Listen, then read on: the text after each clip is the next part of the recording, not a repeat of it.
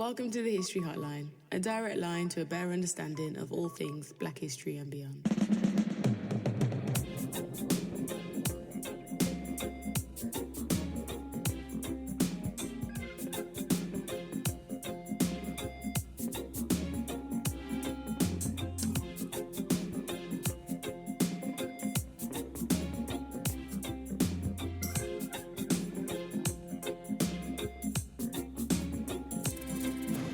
The History Hotline.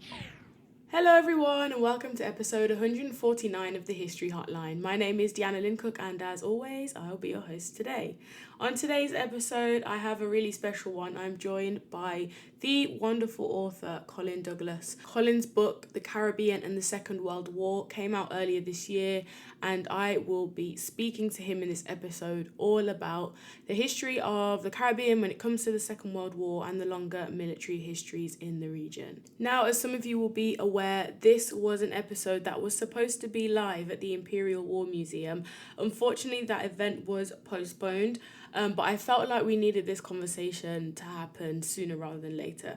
So myself and Colin jumped on the mics virtually to have this conversation and talk about his book, The Caribbean and the Second World War, published by Lawrence Wishart, who I must shout out for their support in this whole process and in kind of setting up this conversation with Colin. Within his text, he describes the pivotal role of the Caribbean during the war and the impact the war had on the region. He's written widely on this topic and also lectured as well. His first book, West Indian Women at War, which we speak about a little bit in the interview, which came out in 1991, which was co-authored with the late Ben Bousquet, has been widely referenced by myself as well, which is why I thought it was so cool that I could sit down and talk to Colin, because it was a book that I referenced quite heavily during my master's. In 1988, he produced a widely acclaimed pamphlet entitled 40 Winters On by Lambeth Council and in partnership with Lambeth Council, which was the first major publication on the history of the arrival in 1948 of the Empire Windrush, which is a symbol of the start of post-war migration from the Caribbean. Colin is the descendant of parents who emigrated to Britain from Jamaica in the 1950s, and after graduating from Oxford University in 1985, he has had a distinguished career in the public services. He was a member of the National Management Board of the NHS. Prior to this, he had been on the Management Board of Transport for London and was an Executive Director of the Health and Safety Executive. Colin's work, as you can see, doesn't just span historical research. He's worked extensively within the city and within management and public services. And I'm just so happy to have him on the podcast today. So without further ado, my interview with Colin. Today, welcome Colin Douglas. Thank you very much. I'm really pleased to be joining you on this. No, I'm excited. So for those of you that don't know, although I have spoken about this book before on this podcast, so if you are a real listener, you will definitely know what I'm talking about. Colin Douglas is an author and an author of his newest book, which is The Caribbean and the Second World War, published by Lawrence Wishart early this year in 2024. And it describes the pivotal role that the Caribbean played during the war, and also a longer history of the kind of military presence and experience in the Caribbean. And so we're going to be speaking about that text specifically today, and just a kind of long military history in the Caribbean, and the ways in which the Caribbean contributed to the Second World War, like in manpower and economic power, but also the way that this history has been somewhat erased, I would say, in the kind of public memory when we think about the Caribbean and World War II. So, Colin, how did you become interested in the topic of the Caribbean and either their inclusion into the world wars or history more broadly?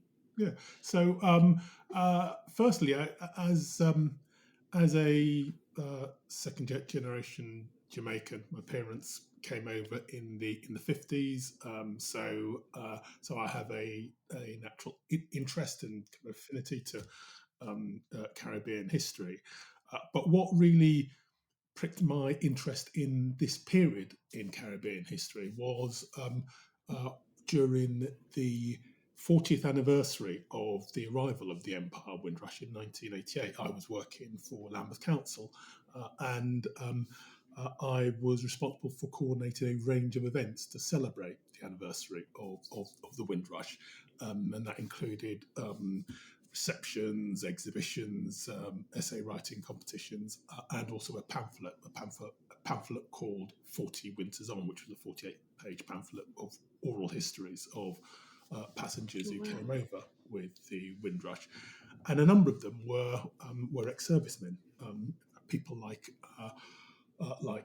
Sam King, and also people like Baron Baker, who actually came over before the war. He wasn't a Windrush passenger; he was here when the Windrush arrived, and he was part of the reception party for them.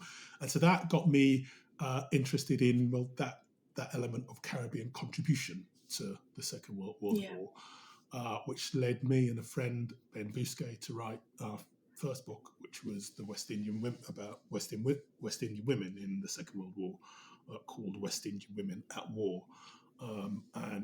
Initially, it was going to be more of a kind of a visual book, more of a pictorial book, looking at images with extended captions. But actually, as we dug more and more, we found there was quite a history, and quite a hidden history, to the Caribbean's contribution and the role of West Indian women in the war. So that turned into a book, and since then I've been meaning to write an even broader history about the Caribbean contribution. And so this was the book that I've been meaning for some time to write. And unfortunately, my friend Ben Bousquet passed many years ago, and so was not able to join me on the journey of writing this book. And so that's how I've developed and become really engrossed the history of the Caribbean and the Second World War. Brilliant.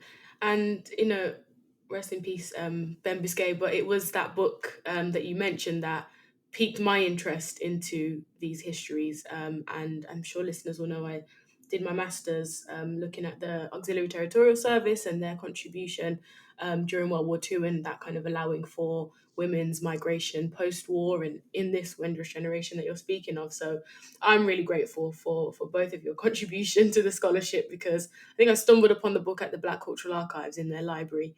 Didn't intend to go to the archives for that purpose that day, but it, changed the kind of academic course of my work. So very, very grateful. I'm assuming an answer to this question because everyone I ask says a similar thing. But did you learn anything about the Caribbean's contribution to World War II in school? And did this impact, your choices to write on it as well? Yeah, no, not really. I mean,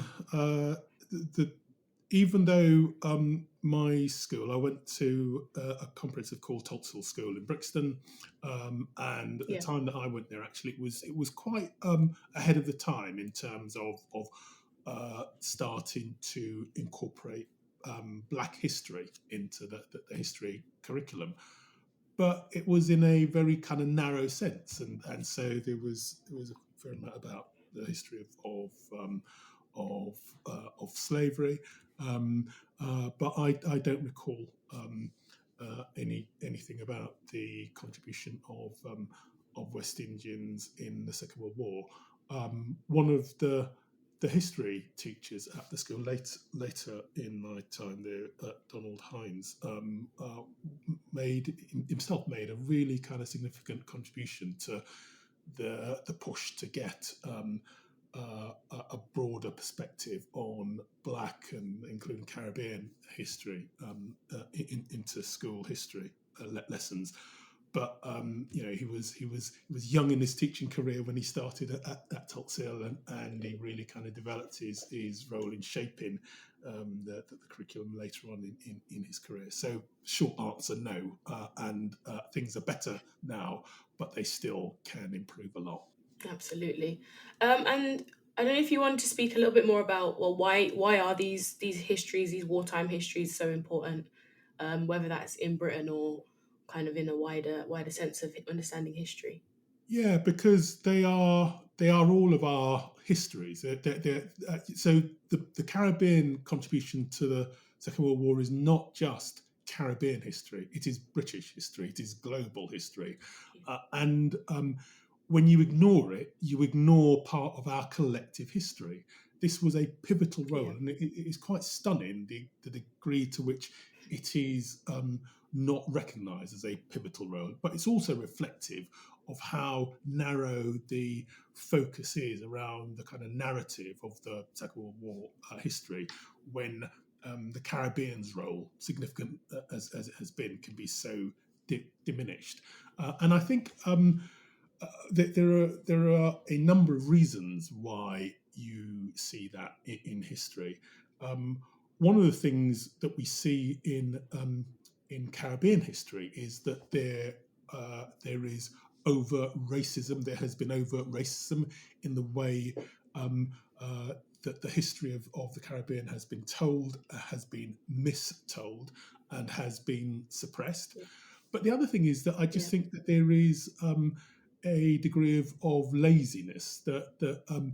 because um, global history, particularly things like the Second World War, which are big, complex, interconnected histories, because they are so complicated, Yeah. actually there's a requirement to kind of simplify, to go for the big themes, to kind of dumb down. And so, and in doing that, you get simplistic, lazy narratives that are easy to grasp, but they're Yeah. so hyper simplified that they ignore vast chunks of the story.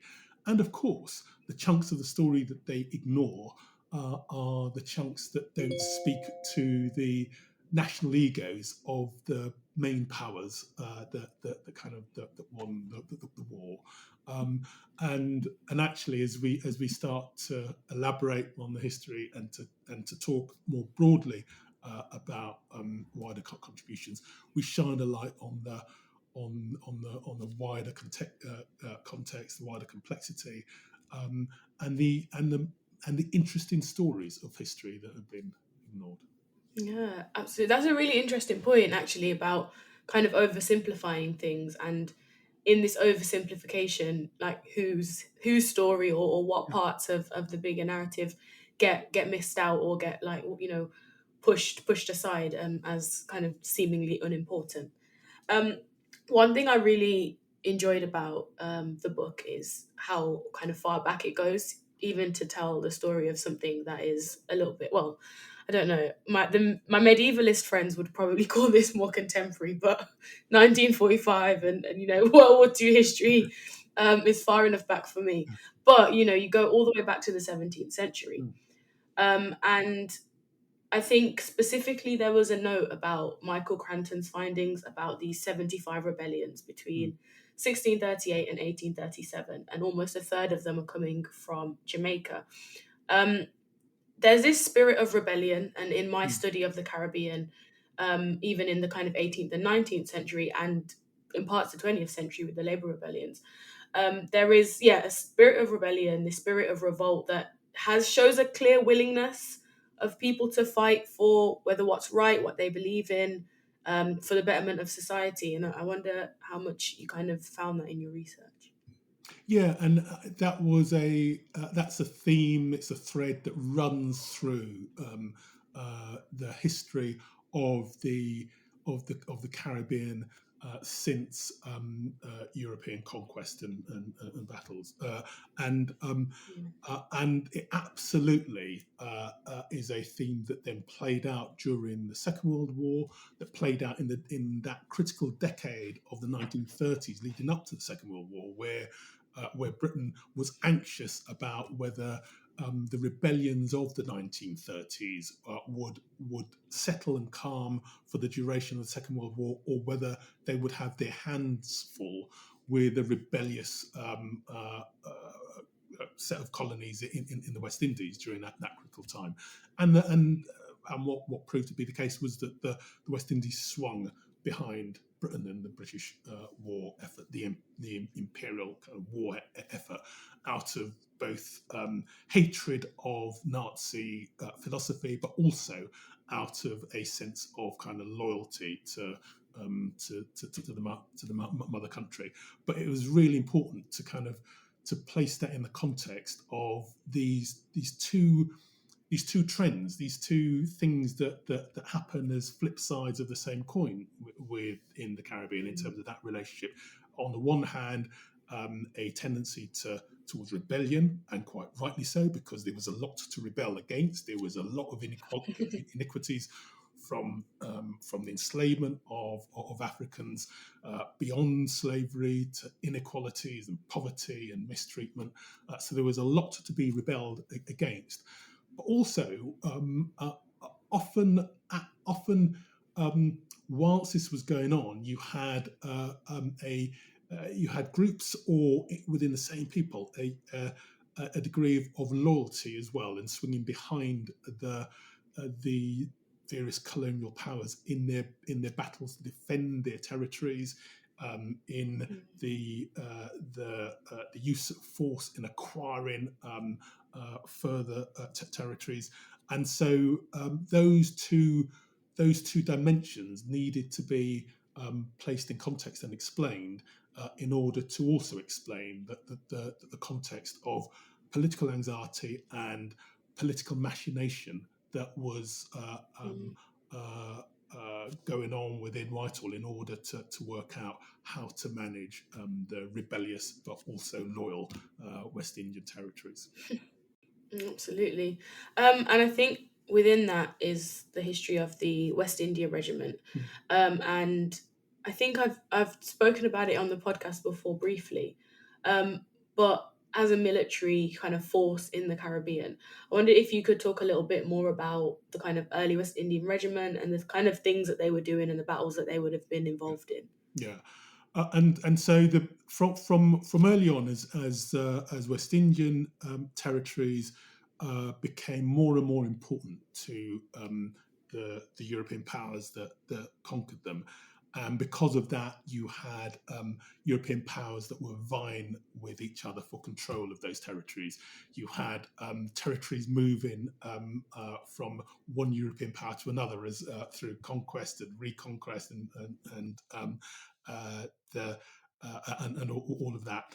And so military force was hugely important, both in terms of acquiring those territories, but also then defending them once you had acquired them. And so um, Yeah. uh, Britain, France, and other territories sent huge naval fleets and armies across the Atlantic to the Caribbean for purpose of conquest and for purpose of garrisoning and defending those territories.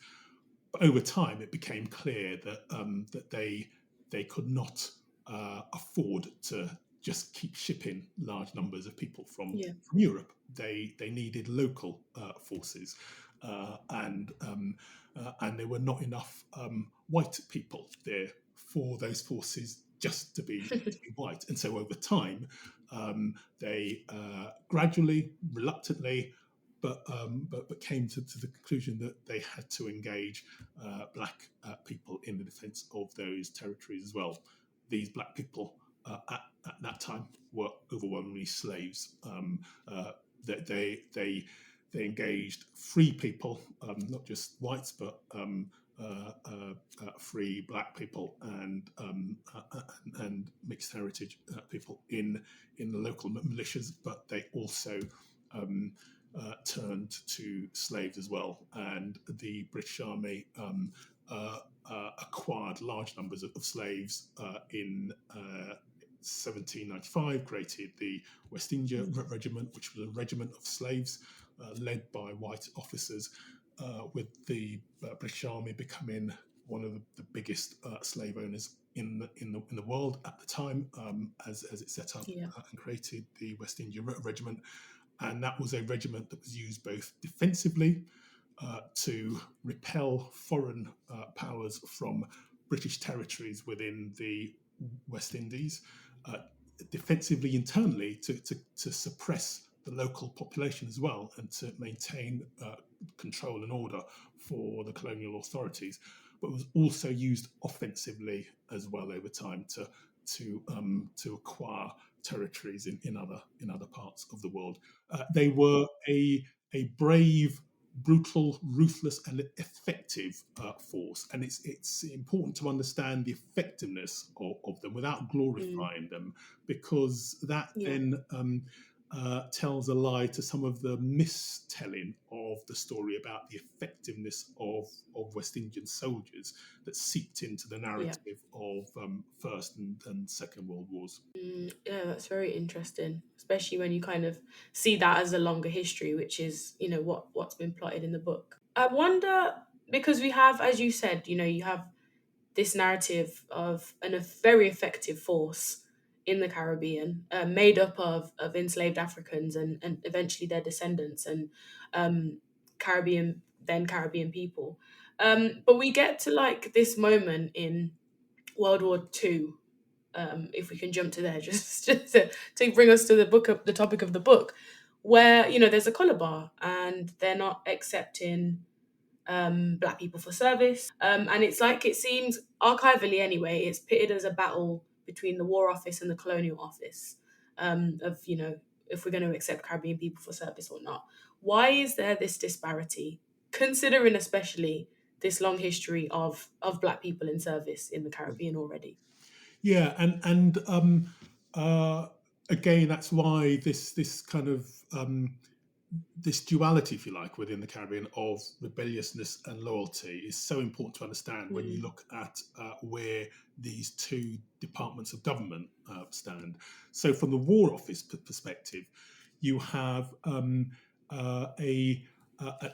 not just a racist attitude about racial dominance and stereotyping of different ethnic groups and different people of different colour, but you also have a sense of the role of the army is a global policing role, and that there is something risky about incorporating into mm, that role the very people that you are being called upon to police and to subjugate, etc. And so a real suspicion about taking into their ranks these rebellious people from the West Indies, these people, particularly of African origins within the West Indies, who have been constantly kind of rebelling and have constantly placed pressures on the resources of the War Office of the Army to subdue those rebellions. On the other hand, you have the Colonial Office that oversees the governors and the colonial authorities within the British West Indies, that has got to take a kind of broader picture about how you control those populations. Force is hugely important as a tool of control to the Colonial Office, but it's not the only tool. And if you use that yeah. tool excessively, then you lose control. And it recognised that. I mean, throughout the history of the Caribbean, control had been lost in battles between the colonial authorities and enslaved people who rose up and who liberated themselves. And who fought the colonial authorities to a standstill. In Jamaica, there are maroon communities to this day that live in semi-autonomous enclaves where they Mm, had secured their, if you like, independence from the British authorities during the period of slavery, and signed yeah. treaties which are still recognised to this day, and as a sign of what happens when those colonial authorities kind of lose control because they don't apply mechanisms other than sheer force. And so, what the Colonial Office needed to do was to have the stick of the army and the navy in one hand, but also wield some of the kind of softer, subtler politics of incorporating those who could be encouraged to be loyal and supportive. And there were lots of ways of doing that, and one of the ways was by incorporating into the military services or into certain aspects of civil services, so that these populations or elements of them could be more supportive to the colonial authorities. So the Colonial Office was constantly anxious during the Second World War that the the War Office was just far too blinkered in its racism and in the colour bar, and that blinkeredness would alienate the black and brown populations of the Caribbean at a time when it needed them to be on its side. It was just sheer politics that was at play here that drove the Colonial Yeah. Office to want to take a much more moderated role or much more moderated position on the colour bar than the War Office did. I wonder, with all that being said and the kind of pushback, shall we say, of the War Office, as a Caribbean man, woman in the Caribbean, what would then make you want to be part of that? What would make you want to join the war effort? I know there was obviously, back and forth with people choosing to be in the services and those saying, it's a white man's war, stay out of it kind of thing. And I wonder as well, in the context of the Caribbean, the labor riots of the 1930s, which would have happened essentially in the years um, going towards World War Two, where agricultural workers especially were underemployed, unemployed, really poor working conditions, and they had uprisings across the British Caribbean. It's still by 1939 and into the 40s the case that people want to join the war effort. Um, do you know kind of how those things impacted their decision, why they still did it? We know that so many men and women decided to join the war effort. So what was it that kind of made them do it, if that Yeah, makes and I sense? mean, so there were tensions. So Mm, there were those who argued that this was an imperialist war, and whilst these imperial powers are ruling, dominating black people in the West Indies, why join their effort in Europe rather yeah. than freeing ourselves there? So there were those who who refused to support the British war effort on that basis.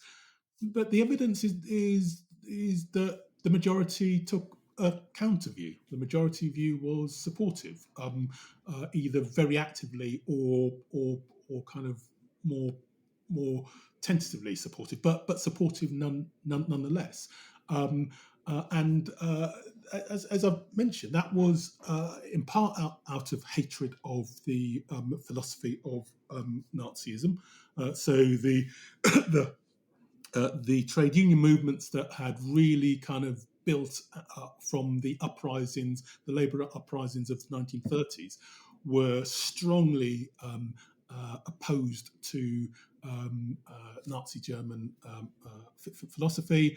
Um, there was antagonism um, to Italy and its invasion of Abyssinia or Ethiopia, and these things all kind of played out as part of the mix of therefore who you support. But there was also this element of support to the many of the kind of trappings, the institutions of empire and the mother country.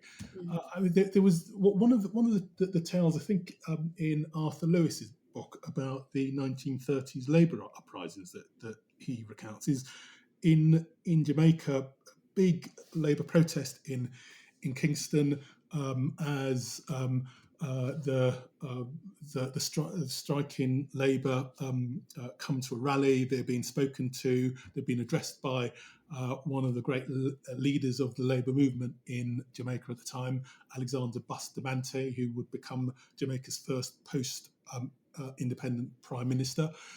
And the crowd started to get a bit unruly during this gathering, and Bustamante's way of trying to calm things down during this period of massive upheaval in the country, protest against British colonial rule and inequalities. And what he does to try and calm them down is to start a verse of "God Save the King." Now, I mean, that just seems a bit, So on the one hand, you're fighting against empire. On the other hand,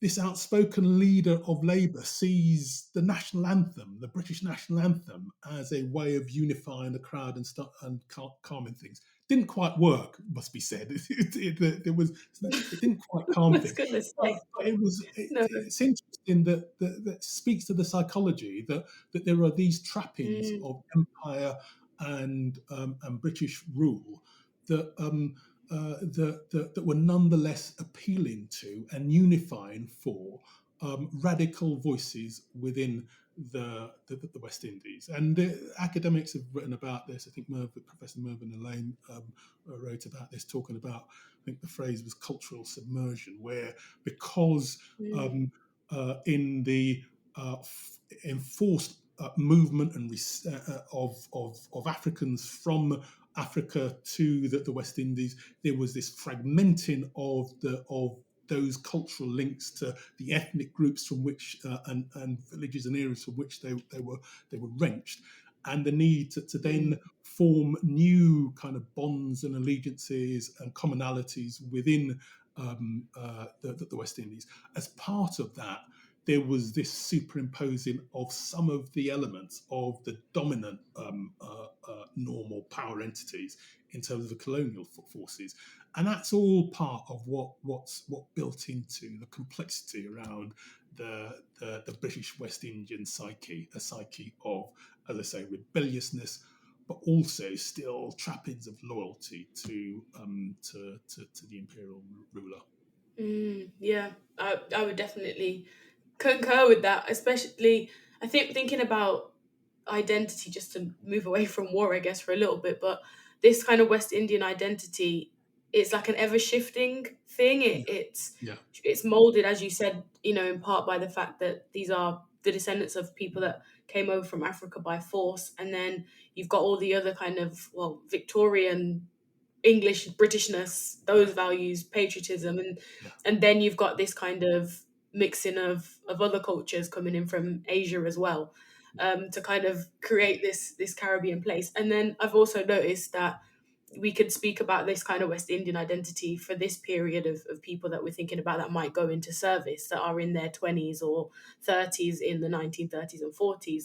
But then when you get to the next generation of maybe the children that become the Windrush generation, migrating as younger people that don't necessarily fall into that because they're growing up in a independent Jamaica or a nearly independent St. Kitts. It's like the shift of this kind of yeah, identity as yeah. generations go on. Yeah, and I think you're right. I think there are generational shifts as always, but I also think that also within generations, you can kind of segment in different ways. So I think that there are class based issues as well.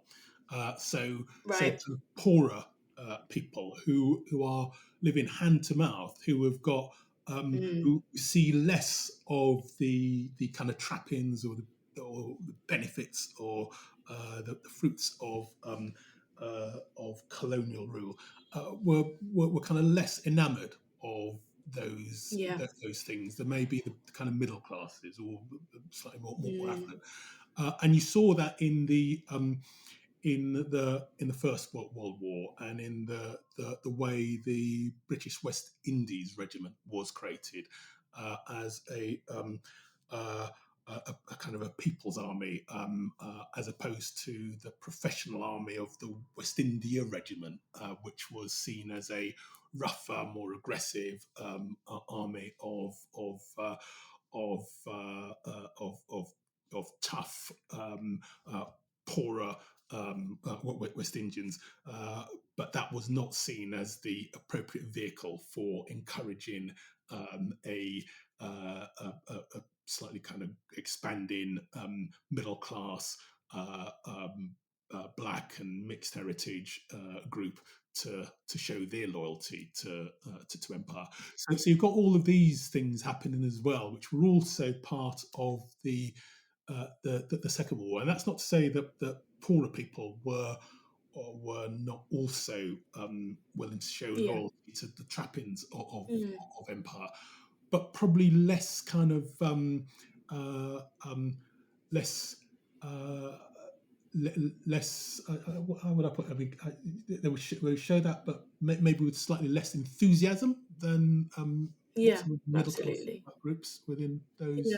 And maybe other benefits in terms of, professional development, those kinds of things Yeah, as reasons for joining the war effort might absolutely.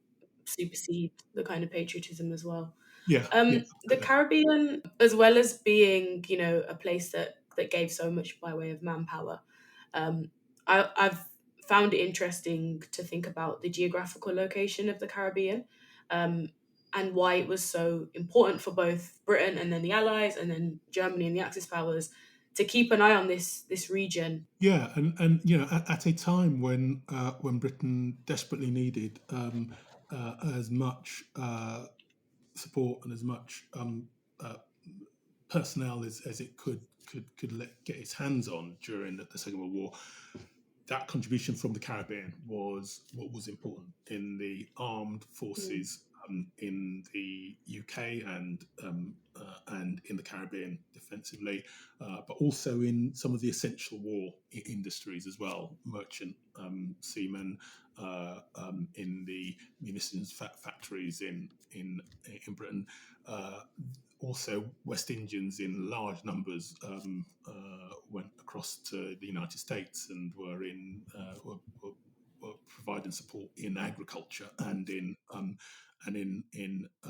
manufacturing, war manufacturing in the United States. But the Caribbean provided two other critical bits of resource for Britain.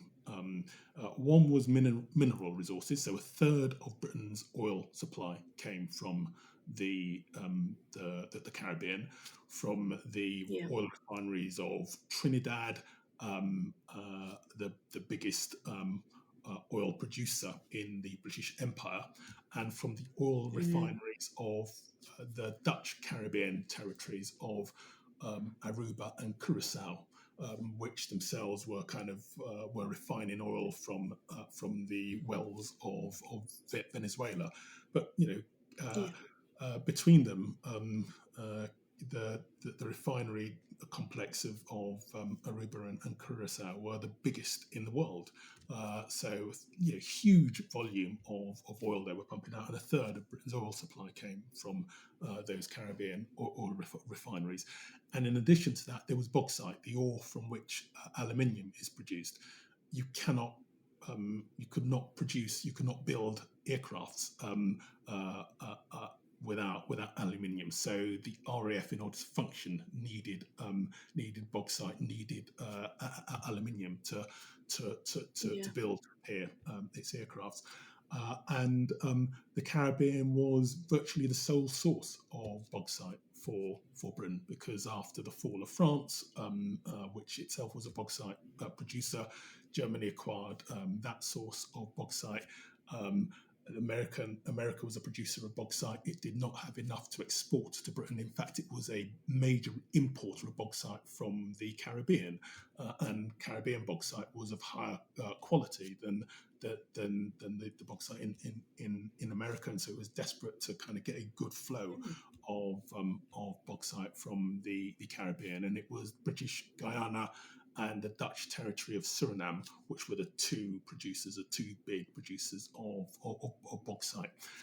So there was the the the the mineral resource, and then there was the political resource as well, which yeah. was the location of the Caribbean. The Caribbean being the only route in to the oil-rich territories of the United States of America on its southern coast, and defensively, therefore, the Caribbean being a territory that had to be defended by the United States Mm, against any kind of foreign aggression, because you have a foreign army there, and they are literally on the front steps of the United States, and so those two things made the Caribbean critically important and useful to Britain, and it was for that reason that the Germans targeted the Caribbean And so in 1942, the German submarines or U-boats were sent in waves into Caribbean, sunk 337 ships during 1942, turning the Caribbean into the most dangerous shipping zone in the world in 1942. Now, that's hardly a story that's ever told, and so nor the context around that. And that's what I mean about narratives that are that become lazy and simplistic, and fail Yeah. to tell the critical role of different parts of the globe, including the Caribbean. And that's why I'm so keen to lend my voice to those historians who are trying to kind of correct that. It's a world war for a reason, you know. It was Yeah, very few corners of the globe that were not involved in some way, shape, or form. And I think that speaks to, you know, that you gave like four examples there of the way that the Caribbean was involved. And I think there was also a lot of financial contribution, like literal just giving money and giving resource as well, that, you know, it's was such a massive contribution yeah, yeah, to this global conflict. I wondered, and I really liked the fact that you have kind of the narratives of ex-servicemen and women within this kind of military political history, but you know you've got the social elements of these stories, and the story of Cy Grant, who ends up as a black prisoner of war in Nazi Germany, which sounds terrifying to me. But actually, then, you know, the way it is kind of told is that he's not really dealing with the kind of level of racism that one might expect or um, you have to deal with in Nazi Germany, bar the American soldier who calls him the N word. Did it surprise you doing this research and kind of, you know, finding out stories like this? And how does it kind of inform our understanding of maybe racism at this time? And yeah. we know the atrocities that Nazi Germany committed, but Mm. in this kind of this interesting case of Cy Grant. Yeah, so I mean, it is quite a striking story, that, isn't it? And uh, Yeah. the the unfortunately, there's one element that didn't surprise me and another element that slightly did. So what did not surprise me was that of the racism that he encountered, it was a fellow American prisoner of war, as you say, using the N word constantly to refer to him as. um, that did not surprise me. What surprised me was that it was the only racism that he encountered, and he didn't Mm, encounter any racism from his German Nazi prison guards. And yeah. that was kind of just a really powerful statement of um, the oddity, the obscenity of kind of race politics, racial positioning in Yeah. the Western world during that time, particularly in America, where it was more stark. But racial segregation, racial discrimination was not unique to America. It was more blunt in the way America uh, made it happen. And there were other stories that I remember reading when I and Ben were researching my first book. One of which was of a group of African Americans, African American soldiers who were um, uh, um, on a lunch break and had to sit and eat their lunch outside of a cafe in or a diner in one of the Mm, southern states of America, which refused to allow black people in, whilst at the same time this diner was allowed in and served German prisoners of war who had been put to work in the field and came into the diner mm, on a break. So those stark kind of reminders of the utter hypocrisy and lunacy of the position of the Allies around race at a time of yeah. fighting this stark kind of proponent of racial superiority. Those just speak volume. Another thing we found with this kind of work. And I know we started speaking about the first text you worked on with Ben Bousquet. So maybe people aren't really thinking that women are left out the narrative of kind of contributions to World War II, but they are often left out of the narratives. They're left out of historical narratives more broadly, but especially when it comes to World War II. I'm still surprised at how shocked people are when I say Caribbean women were part of the war effort. And people are like how, where, and just it wasn't necessarily frontline battle, but they were definitely part of it. With that first text, West Indian women at war, British racism in World War II. Why did you decide to focus your research on that? And then were you surprised at all by the things you were finding out about West Indian women and their contribution to the war, both at home and abroad, as they travelled quite a lot to be part of the service? So we landed on that almost by accident because Ben uh, happened across some old copies of Picture Post during Mm, back copies of Picture Post during the Second World War, and one of which had a feature on a group of West Indian women who had travelled to Britain, who were recruited in the British West Indies and brought to Britain in the ATS. And we thought, this was complete news to us. We weren't aware of that at all, and we thought that's really interesting. Let's look into this and let's do a bit more digging. So that's how we kind of got into that. It was a story that was entirely new to us. We had no knowledge of the contribution of West Indian women in the services. We were familiar with yeah. stories of the RAF and also contribution to other aspects of services, but by men, but not of women. And actually, there was this significant recruitment of 600 people into the ATS from the Caribbean. 200 went to Washington DC. 100 were stationed in the Caribbean, and 300 were brought to the United Kingdom. But Mm, this was even more significant than the numbers, because the politics around it and the yeah. battle royal that was fought between Colonial Office and War Office was fascinating to us and was eye opening to us as we dig beneath the surface, um, and subsequently kind of found out about many more areas in which women contributed to the war effort in the Women's Auxiliary Air Force as well, the women's Mm, branch of the RAF, and in other branches of the of war service. But the other thing that was really that's really important and is ignored is um, that broader role of women in war.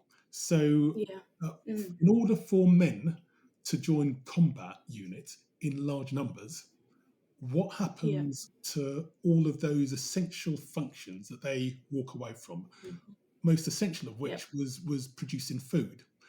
So in the Caribbean, at the start of the war, when governors were asked, when the idea was floated of creating a West Indian regiment of some sort, a new kind of combat regiment, which would take years to come to fruition. But when that idea was first floated, a caveat that was placed was, but you must be able to ensure this does not stand in the way of agricultural self-sufficiency, of food self-sufficiency.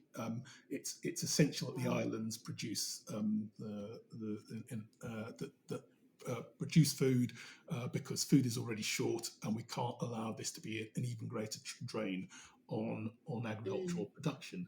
And I think it was the governor of St. Lucia who responded to that round robin kind of message from the Colonial Office, but other governors would have reached similar conclusion. And he said, won't be a problem, because actually women play a major role in agriculture here, and so we can free up large numbers of young men to join the forces. And so in lots of ways like this, you have hidden stories yeah. of which are about wars are fought by entire populations. They are not fought just by fighting forces, just by those who carry guns Yeah. and weapons into battle. They're fought by the entirety of the population. And the Mm. role of women in that is still desperately understated. Yeah.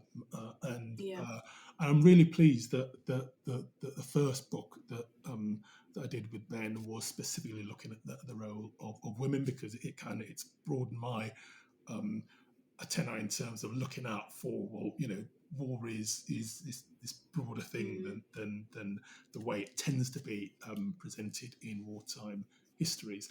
But I think it is still desperately understated in our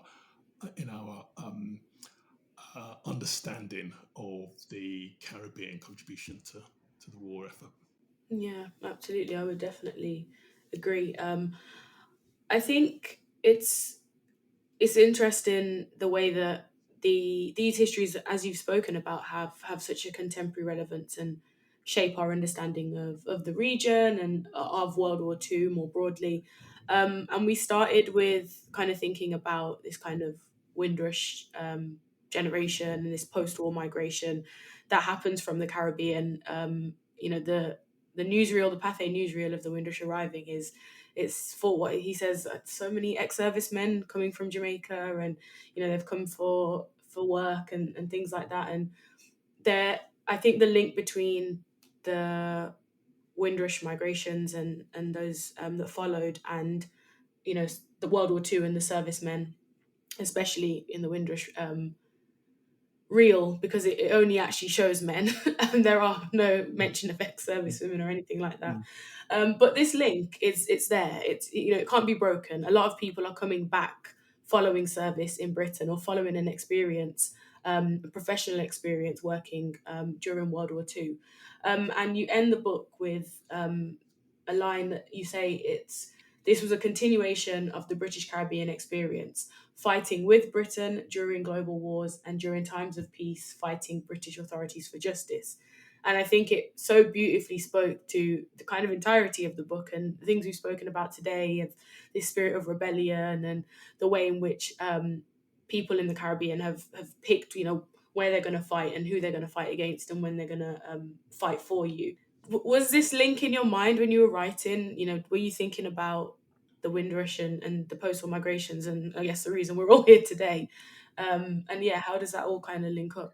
Yeah, so In your because I think it's a constant theme throughout Mm, uh, the the history of the the the the Caribbean under European conquest.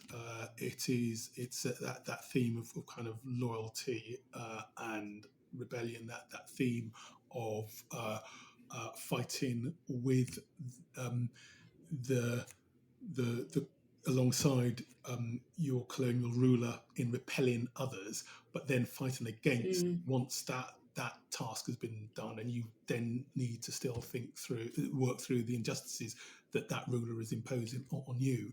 And that phrase towards the end of my book about fighting with during times of battle and then fighting for justice afterwards was a reflection as the narrative kind of brought us up to the Windrush scandal of right. 2018, which itself was a consequence of Mm, layer upon layer of racist immigration laws being yep. being put in place from the, uh, the the 1960s onwards, that meant that Mm, that West Indians who arrived um, holding British passports uh, pre-independence, even those who arrived pre-independent with British passports, yeah. um, were then having their right to stay questioned decades afterwards as a consequence Mm, of the erosion of of those automatic rights by racist immigration legislation, and were being denied access to services, were losing their jobs, and in some cases being sent to the Caribbean. just the most appalling failure of the state Yeah. in regard to these people, and it was just this classic continuation of the Mm. utter insult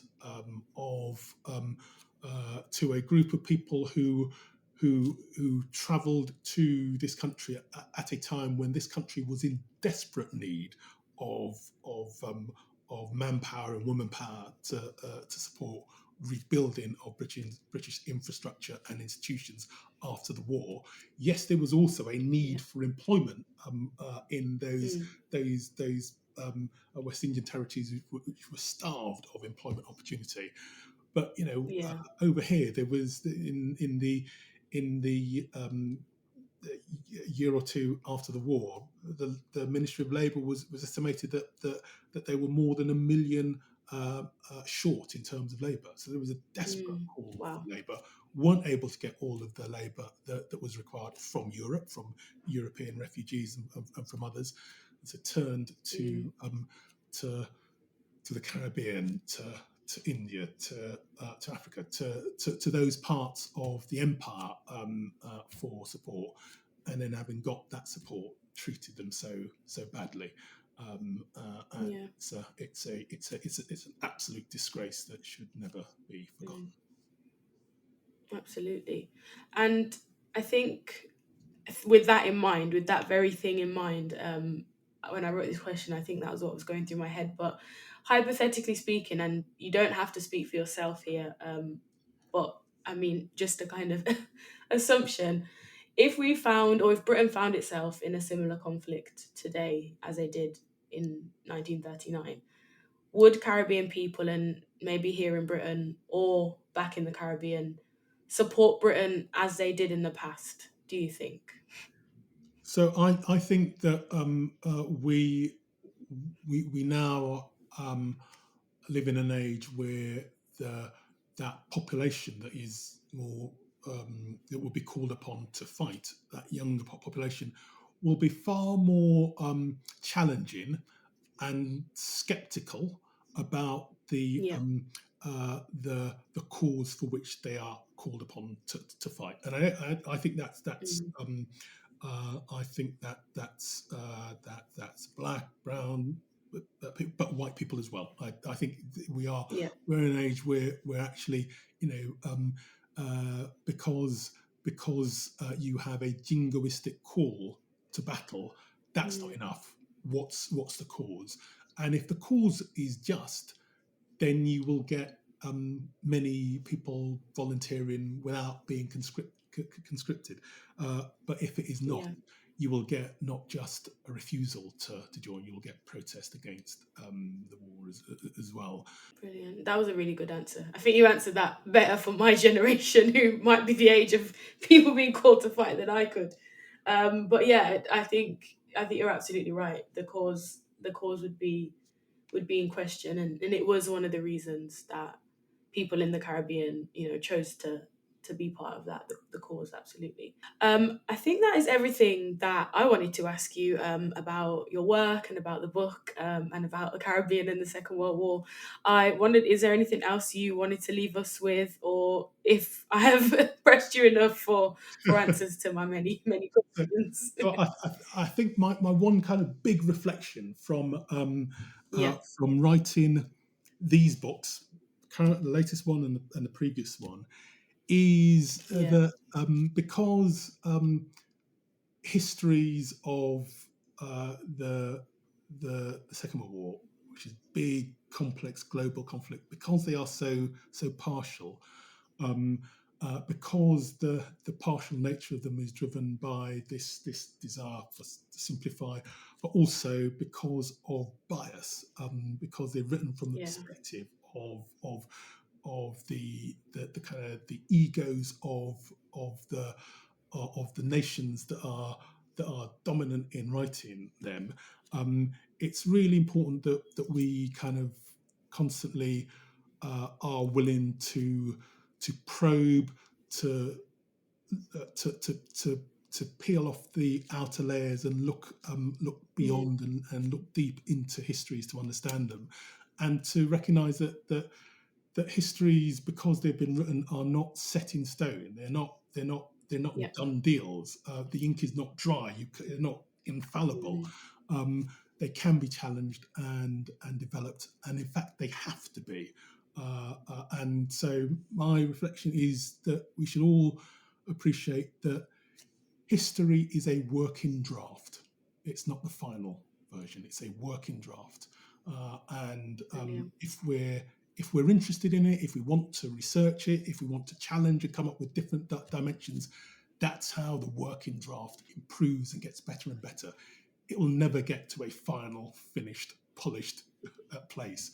But seeing it as a Yeah. working draft is the best way of engaging with history.